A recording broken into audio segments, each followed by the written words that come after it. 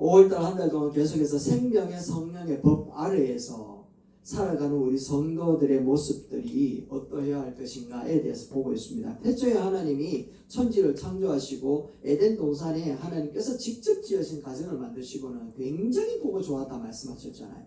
그런데 죄가 침투해 들어오니까 이 가정이 깨어져 버렸는데 그때부터 지금까지 계속해서 그 가정은 공부하다라고 대답할 수밖에 없다라는 겁니다. 결국 저도 이제 자식으로 태어나서 부모가 되어봤는데 부모가 되어보니까 이제 부모의 심정을 조금 알게 되더라고요. 참 어리석은 게 인간인 것 같습니다.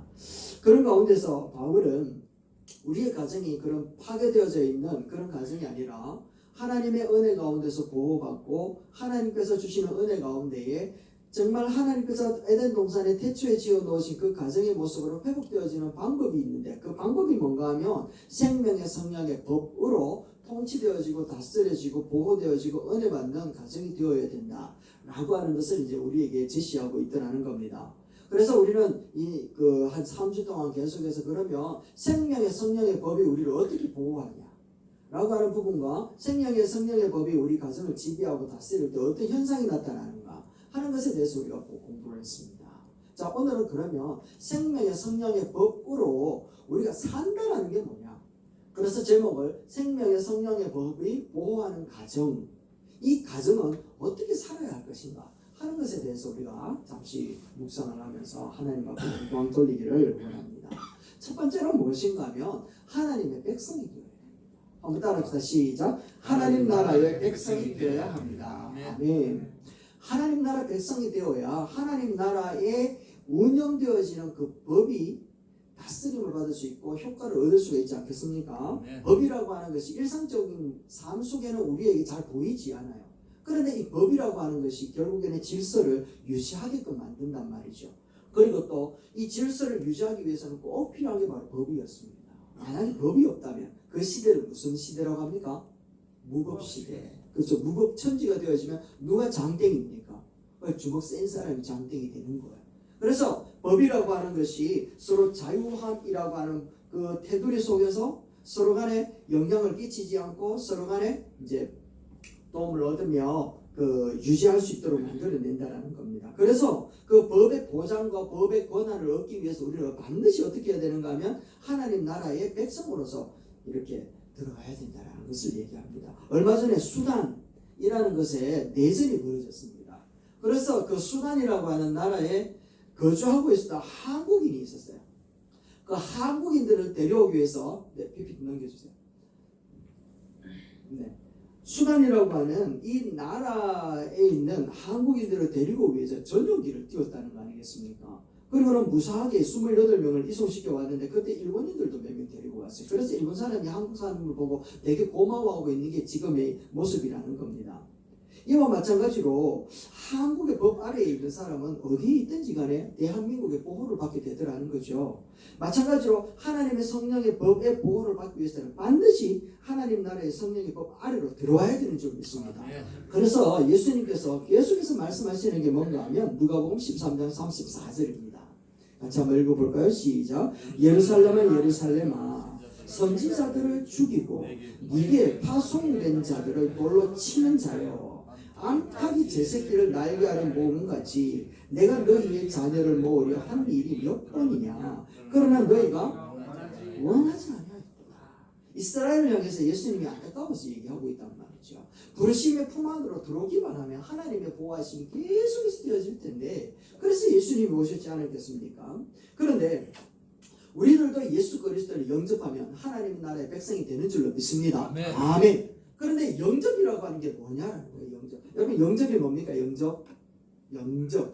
영접이라고 하는 것은 초대라는 것이거든요. 그러니까 좀 높은 사람을 우리 집으로 이렇게 초대하여서 우리가 받아들이는 상황, 그 모습이 바로 영접. 좀 높은 단어로 쓰는 게 바로 영접이죠. 그런데 영접을 하고 난 다음이 문제입니다. 여러분 영접을 하고 난 다음에 어떻게 합니까? 정말 좋은 일본말로 자우동 방석을 딱 준비해가지고 앉혀놓고 큰 방에 좋은 자리에 앉혀놓고 그 집에 있는 식구는 한 사람도 그 방에 들어가지 않는다면 그게 영접입니까? 그거는 감금이죠. 슬기로운 감방 생활에 나오는 그 모습 아닙니까? 이건 감금이라는 겁니다. 영접이라고 하는 것은 교제가 있어야 돼요. 차를 가지고 오고 음식을 가지고 오고 대화를 하면서 상황을 물어보고 이런 부분들이 서로 간에 교제가 일어나야 그게 영접이지. 그렇지 않으면 그거는 감금이라고 말씀드렸죠. 아니라는 겁니다. 예수 그리스도를 영접한다는 게 뭐예요? 예수 그리스도와 교제가 있어야 돼요.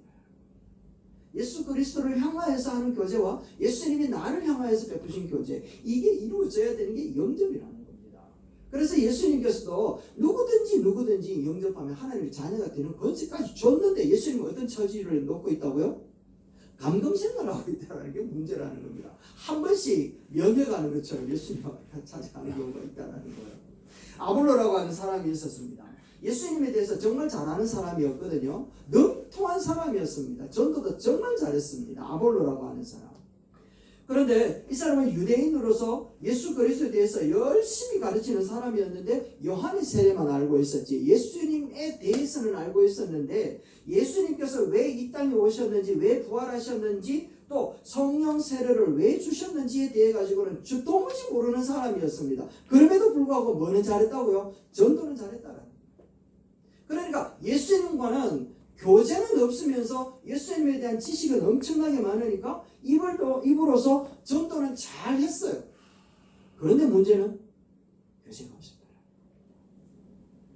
어느 날 한 청년이 이제 찾아왔습니다. 교회 이제 사무실에 있는데 물어서 학교에 어떻게 들어왔겠죠.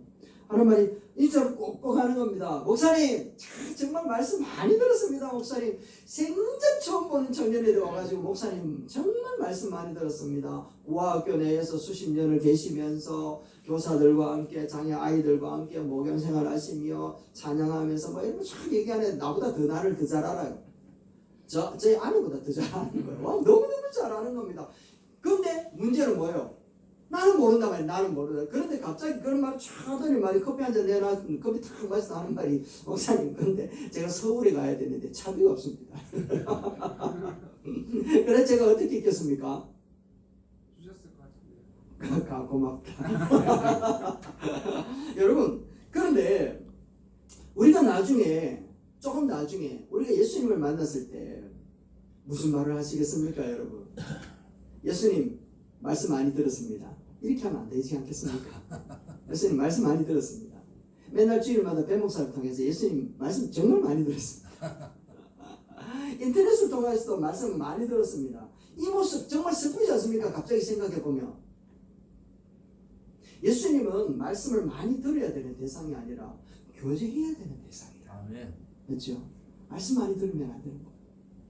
한 말씀을 듣고 그 말씀 속에 있는 하나님의 의도를 깨닫고 그 말씀을 따라서 살려고 애를 쓰고 예수님 그렇게 애를 써도 안 되는 나를 향하여 구원하여 주신 예수님 앞에 감사하고 아멘. 그래도 그 감사함으로 또 미안해가지고 또 애를 쓰고 이게 바로 우리 성도들의 삶의 모습이 영접한 자의 모습인 줄로 믿습니다. 그걸 할 때 생명의 성령의 법을 가서 지킨다는 겁니다. 고린도전서 말씀 한번 볼래요? 1장 9절입니다. 큰 소리 읽어봅시다. 시작. 너희를 불러 그의 아들 예수 그리스도 우리 주와 더불어 교제하게 하시는 하나님은 정말 기쁘시다. 할렐루야.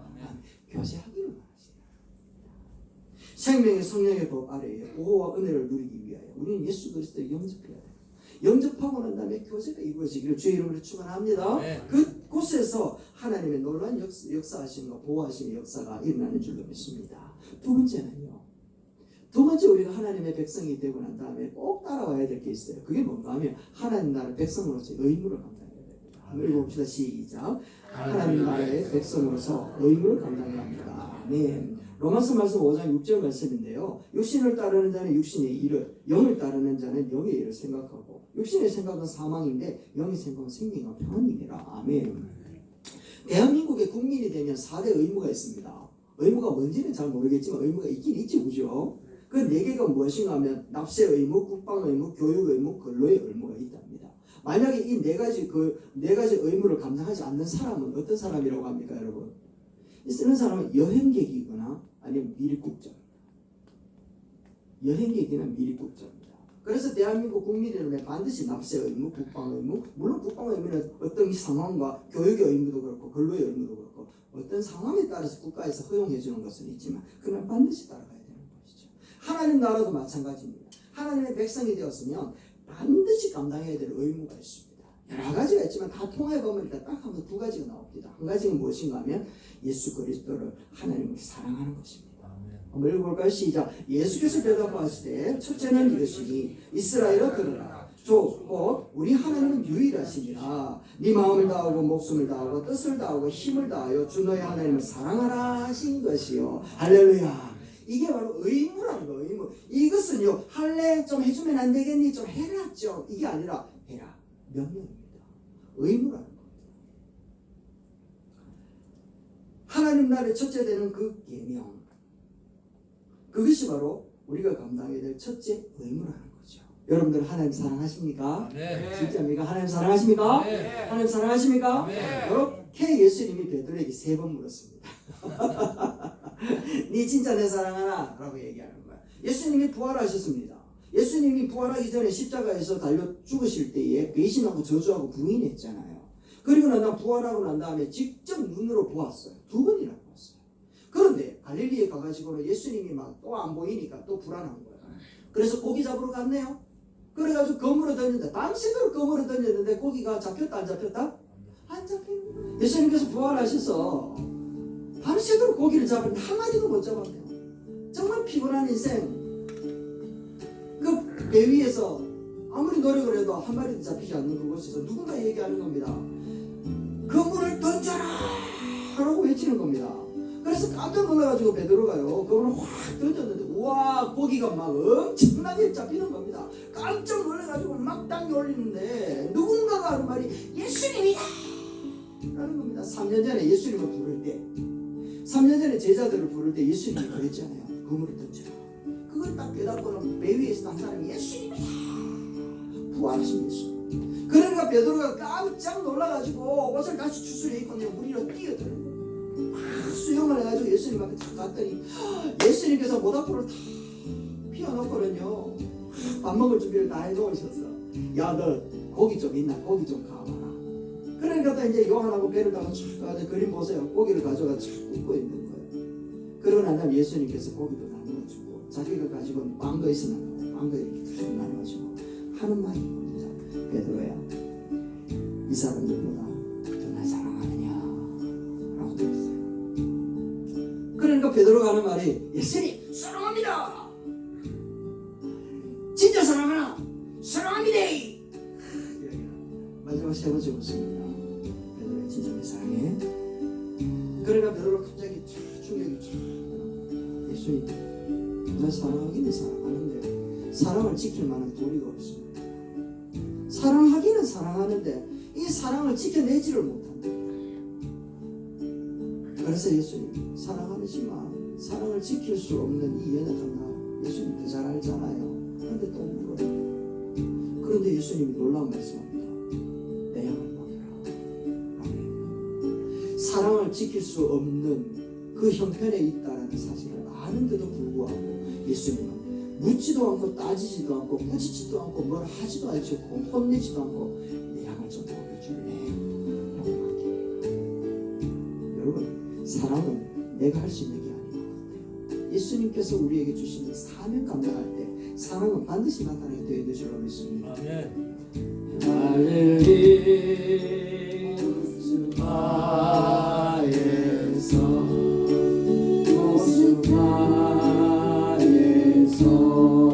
잘 들었습니다.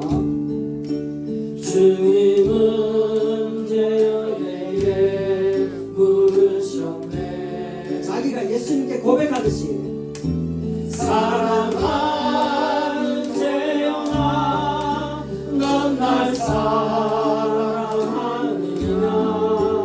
오 주님, 당신만이 아십니다.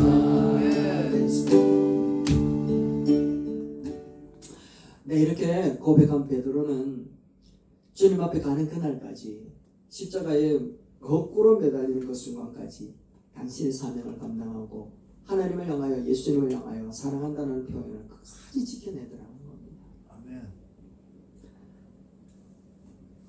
여러분들은 정말 주님을 사랑하십니까? 아멘. 그 무릎 앞에 아까 말씀드린 것처럼 예수님 당신이 아시잖아요.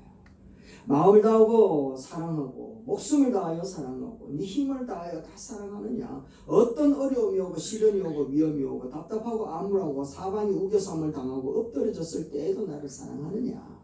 라고 물을 때 우리는 대답할 수 있는 믿음이 있기를 주의 이름으로 축원합니다. 아멘. 청사포에 가면 여러분 청사포에 가면 요게 있습니다. 망부송이 있습니다. 망부송. 그리고 망부석도 있거든요. 이 유래가 어딘가 하면 그 금술 좋기로 유명한 그 집이 있었습니다. 자기 남편이 이제 혼인한 정시 부부인데 남편이 고기 잡으러 가면 부인은 바위 위에 서서 남편이 올 때까지 기다린답니다. 그러면 돌아오면 같이 이제 이렇게 집에 들어오는 그런 참 금술 좋은 부부였는데 어느 날은 고기 잡으러 나간 지아비가 돌아오지 않는 겁니다. 그래서 이 정씨 부인은 바위 위에 앉아서 밤낮으로 기다리다가 먼 바다를 바라보기 위해서 소나무 위에 올라갔다라는 거예요. 저 멀리 수평선을 바라보고 애절하게 기다렸지만 끝내 돌아오지 않는 지아비를 그리워하면서 세상을 떠났대요. 그렇게 정씨 부인이 기다리는 바위를 망부석, 그리고 거기서 자라난 소나무, 그리고 남편을 기다리며 올라갔던 나무 망부송이라고 하는 게 지금 아직도 청사포 당산에 가면 있대요. 이 이야기를 들으면서 진짜 사랑이라는 건 이런 거구나 라는 그런 생각을 해봤습니다. 여러분 예수님을 향하여 그런 사랑의 모습들이 일어났으면 좋겠습니다. 다시 오기로 약속되어진 예수 그리스도 신랑 되신 예수님이 아직 오지 않지만 신랑을 기다렸던 정시 부인처럼 오늘 올래야 내일 올까 기다리면서 우리가 살아내는 모습, 이게 바로 사랑하는 자로서 하나님의 생명의 성령의 법 아래에 사는 시민, 국민으로서 감당해야 될 첫 번째 의무인 줄로 믿습니다. 두 번째는 무엇인가 하면 순종이라고 하는 것에 의무가 있습니다. 따라 순종합시다. 신명기 10장 12절에서 13절 말씀인데 한번 읽어봅시다. 시작. 이스라엘아, 네 하나님 여호와께서 네게 요구하는 것이 무엇이냐? 곧 내가 오늘 네 행복을 위하여 네게 명하는 여호와의 명령과 규례를 지킬 것이 아니냐. 할렐루야. 순종이라는 겁니다. 그런데 순종은 누구를 위하여 하는 것이래요? 너를 위해서 하는 거예요. 우리가 법을 지키는 이유는 뭐예요? 벌금 안 내려고 하는 겁니까? 법을 지키는 이유가 바로 우리가 행복을 유지할 수 있기 때문에 그렇다라는 겁니다. 그래서 예수님께서도 법을 지켜라라고 얘기하는 거예요.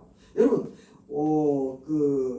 3.1절에 아파트에 일장기를 걸어놓았던 목사님 사건 아십니까? 이 사건이라는 겁니다. 그런데 5.18 때에 그 전쟁 기념관 앞에 일장기를 들고 나타난 사람이 있었습니다. 그러니까요, 온 시민이가 저놈 잡아라고 이야기가 됐대요. 결국에는 도망을 가버려서 잡지는 못했지만 이런 일들이 일어났다라는 겁니다. 저 사람이 일본 사람입니까? 한국 사람입니까? 잘 몰라요. 안 잡아봤으니까. 그런데 아파트에 그 일장기를 건 사람은 한국 사람이라는 겁니다. 아마 저 오른쪽에 있는 분도 아마 한국 사람이 그 같아요. 제가 볼 때. 여러분, 그 사람은 한국의 법을 따르고 일본인이 되고 싶어서 일본의 법을 한국에서 따르다 한들 그 사람은 한국 사람입니까? 일본 사람입니까? 한국 사람이잖아요. 그런데 한국 사람이지만 쫓겨다니는 인생이 될 수밖에 없다라는 겁니다. 마찬가지로 우리가 하나님의 말씀을 순종해야 되는 하나님의 국민들이 되었다면 하나님의 말씀에 순종하지 않고 세상의 기준으로 순종해 버린다면 이 사람은 하나님의 백성입니까? 아니면 세상의 백성입니까? 자, 우리는 잘 모르겠어요. 그런데 조상들의 망령된 유전을 따라서 생각하고 판단해 버린다면 그 사람은 하나님 나라의 백성일까요? 아니면 세상 나라의 백성이 되어 있는 걸까요? 하나님 나라의 백성은 하나님의 말씀을 순종하는 줄로 믿습니다. 이게 의무라는 것이죠. 그래서 하나님의 온 가정이 하나님의 사랑과 생명의 성령의 법으로부터 주어지는 모든 은혜와 보호를 받기 위해서는 이 의무를 감당해야 되는 거죠. 첫 번째는 뭐라고요? 사랑. 두 번째는 순종이라는 겁니다. 세 번째는 그러면 생명의 성령의 법 아래로 살아가는 가정이란 어떤 가정인가 하면 하나님의 뜻과 비전이 일치해야 됩니다. 한번 읽어봅시다. 시작. 하나님의 뜻과 일치하는 비전을 갖고 살아야 합니다. 아멘. 여러분, 비전이라고 하는 말은 넘어가서 비전이라고 하는 말은요, 하나님의 능력이 포함되어져 있는 단어입니다. 하나님께서 이것을 하겠다라고 하는 뜻을 갖고 있기 때문에 엄청난 파워가 숨겨져 있는 비밀스러운 단어가 비전이거든요. 그런데 이 비전이 두 개가 되는 순간 디비전이 되어지는데 이 뜻이 무엇인가 하면 분열과 분리와 분란이 되어버린다는 겁니다. 그래서 하나님 나라의 백성은 하나님 이 왕 되신 그 나라에 가지고 있는 목표와 방향을 향하여 우리도 똑같이 하나가 되어 달려가야 되는 것이 바로 오늘 우리 성도들 생명의 성령의 법 아래에 살아가는 가정의 모습이 되는 줄로 믿습니다. 그렇지 않으면 흩어질 수밖에 없다라는 거예요. 여러분 고객님 하는 소리 많이 들어보셨죠? 고객님 여기서 고객님을 부르는 고자가 무슨 고자인가 하면 돌아볼 고자예요. 돌아볼 고자. 왜 이게 돌아볼 고자인가 하면 우리에게 LG U+의 고객이 되었는데 자기에게 조금만 더 좋은 이득과 이것이 있다면 대번에 돌아보는 사람, 그 사람이 고객이라는 겁니다. 이해가 되시죠? 금방 좋은 그 혜택이 있으면 쓱 돌아보는 사람이 바로 고객. 언제라도 떠날 수 있는 사람. 이게 고객인데요. 그런데 이 고객이라고 하는 사람의 단어가 있는데 이 단어가 뻐꾸기 호자와 머리 숫자가 되어 있대요. 뻐꾸기 호자가 포함되어져 있는데 고객님이라고 하는 이 고자 속에 뻐꾸기 호자가 들어가 있는 이유가 무엇인가 하면 뻐꾸기는 둥지가 없대요. 뻐꾸기는 둥지가 없는데 이 뻐꾸기는요 알을 낳으면 뱁새나 아니면 그 다른 새의 둥지에다가 이렇게 새끼를 낳는데요. 그런데 참 희한한 건 새들은 21일이 부화의 기간이거든요. 그래서 뻐꾸기는 21일째 부화되어지는 그 둥지의 그 날짜를 어떻게 알았는지 모르겠는데 자기 새끼는 20일 만에 부화를 하는 겁니다. 20일 만에. 그래서 그 새끼가 21일째 부화하기 하루 전날 부화를 하게끔 이 뻐꾸기가 그 둥지에다가 알을 낳는데요. 조금 보세요. 저 지금 어느 게 뻐꾸기 알인가 대충 보이죠? 조금 커 보이죠, 그죠? 그런데 이게 색깔이 청색이 난데요. 이 뻐꾸기가 얼마나 참 영특한지 하나님이 창조의 세계를 보여주는데 뻐꾸기가 알을 낳으면 이 알이 흰색도 되기도 하고 청색도 되기도 하고 노란색도 되기도 한데 어떻게 그렇게 만드는가 하면 자기가 새끼를 낳을 둥지를 빙빙 돌다가 그 새끼를 낳은 그 알의 모습을 보고 자기 색깔을 싹 바꾼다. 그리고는 알을 탁 낳으면 똑같이 된다. 그리고는요 20일 만에 부화한다 하지 않았습니까? 20일 만에 딱 부화하면 다음 내일이 이제 새끼가 부화를 다른 새끼가 부화를 하는데 먼저 새끼가 부화하잖아요. 그럼 제일 먼저 하는 게 뭔가 하면 남아있는 알을 밀어낸대요. 와 대단하지 않습니까? 그리고 난 다음에 이게 쭉쭉 자라잖아요. 보세요. 저게 작은 게 새끼일 것 같아요? 큰 게 새끼일 것 같아요? 큰 게 새끼일 것 같아요. 보세요. 입을 쭉쭉 벌리고 엄마 새가 물어오는 벌레를 먹으려고 입을 쭉쭉 벌리고 있잖아요. 입을 쭉쭉 벌리는데 입 안의 색깔이 무슨 색깔인가 하면 자주색이에요. 자주색. 이게 왜 자주색인가 하면 제가 자주색인데 자주색 맞습니까? 제가 잘 몰라요. 이렇게 저게 아주 아름다운 색깔이래. 왜냐하면 자기 진짜 새끼들이 입을 벌리면 시꺼먼 색깔인데 조금만 저렇게 빨갛대. 그러니까 엄마 눈에 너무 아름답게 보이니까 거기에다가 이 먹이를 넣어주도록 저렇게 창조되어져 있대요. 그래서 저렇게 먹고 자란 뻐꾸기가 덩치가 이렇게 커지잖아요. 그리고 엄마가 중간에 뻥 날아와가지고 내 새끼가 이제 다 컸네 이래가지고 지나가면서 꾹꾹 꾹꾹 이런답니다. 그러면 새끼가요 진짜 새끼가 그 엄마의 꾹꾹 소리에 듣고 지는 뭐라 그러지 압니까? 장면은 뭐라 그럴까요? 맞습니다. 꾹꾹꾹꾹꾹 이렇게 나가는 이게 뻐꾸기의 모습이에요. 그러면 이 뻐꾸기 훅 날아가면 그 둥지는 뭐만 남아요? 아무것도 안 남는단 말이에요. 아무것도 안. 이게 바로 고객님 할 때 고자라는 거예요. 그렇죠? 고객님은 이렇게 내 둥지를 다 털어먹고 가는 거예요. 죄송합니다. 이런 모습이래요. 마찬가지로 우리가 살아가고 있는 공동체, 우리의 가정에 두 개의 법이 우리를 다스리고 있다면 그 둥지는 텅 빌 수밖에 없대요. 그래서 야고보서 말씀해 보면 야고보서 4장 8절 이렇게 얘기하는 거예요. 같이 볼까요? 하나님을 가까이 해라. 그리하면 너희를 가까이 하실 것이다. 시작. 죄인들아 손을 깨끗이 하라. 두 마음을 품은 자들아 마음을 성결하게 하라. 아멘. 그래 두 마음 품으라. 우리가 온 가정이 한 마음, 한 뜻, 한 생명. 정말 하나님께서 가지셨던 그 비전이 우리 가정에서 다시 회복되어지고 그 회복되어진 비전을 향하여 서로 화합하고 사랑하고 서로 배려하고 연합하여서 우리가 함께 힘을 모을 때 그 가정은 생명의 성령의 법이 우리를 보호하고 지켜주는 놀라운 역사가 일어나게 될 줄로 믿습니다. 아멘. 아멘. 말씀을 듣겠습니다. 생명의 성령의 법 아래에 있는 가정은 이 생명의 성령의 법이 죄와 사망의 법에 있는 우리들을 보호하고 지키고 은혜를 베풀어 주실 줄로 믿습니다.